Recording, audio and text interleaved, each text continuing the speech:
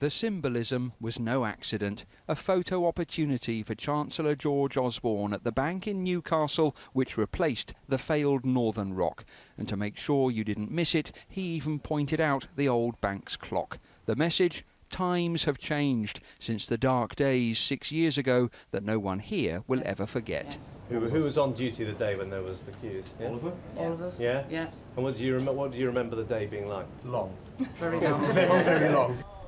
The queues of panicked customers withdrawing their money marked the start of the UK's long depression, and today's growth figures technically mark the end of it, but the Chancellor isn't complacent. To put it very simply, we're not out of the woods yet, though, are we? These are good figures, but you've got to look behind them. Well, I'm careful in what I say today. I say, thanks to the hard work of the British people, we've reached a major milestone in our economic plan, but the job isn't done. You know, the journey is not complete.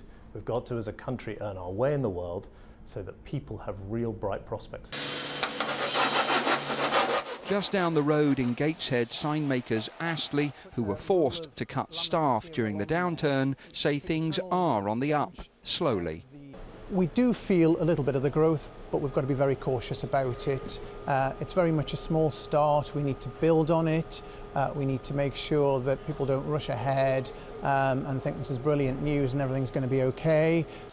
The driving force behind today's figures is the service sector, things like retail and transport, which grew by 1%.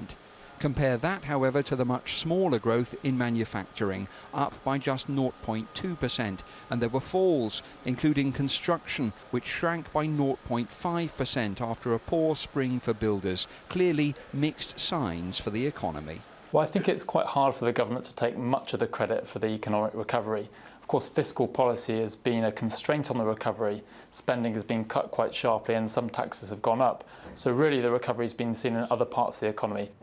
And you counted all before? Today's figures are positive, but with wages still trailing behind inflation and an interest rate rise due soon, the Chancellor knows he can't bank on them pleasing everyone. Peter Lane, 5 News.